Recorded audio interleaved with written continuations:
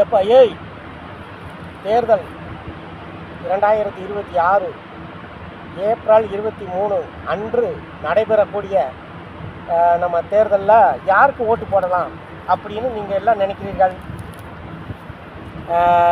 தேர்தல் அதாவது கூட்டணியெலாம் முடிஞ்சு போச்சு, தொகுதி பங்கீடெல்லாம் எல்லாமே முடிச்சிட்டாங்க.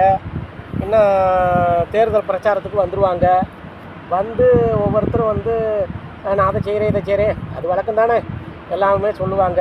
இந்த வாக்குறுதியெல்லாம் நம்பி நம்ம ஓட்டு போடக்கூடாது. அப்போ எதை நம்பி ஓட்டு போடலாம் அப்படின்னு நீங்கள் கேட்பீங்க. ஆமாம், கொள்கையை நம்பி தான் ஓட்டு போடணும். எந்த நம்மளுடைய தமிழ்நாட்டுடைய கலாச்சாரத்தை யார் கட்டி காப்பாற்றுறாங்களோ அவங்களுக்கு தான் ஓட்டு போடணும். இந்த வாக்குறுதி நான் அதை தரேன் இதை தரேன்னு சொல்லி ஓட்டு போட்டாங்கன்னா கடைசியில் நான் கொண்டு போய் ஒரு பக்கம் நம்மளையும் தந்துட்டு போயிடுவாங்க. மறந்துடாதீங்க. இந்த மண்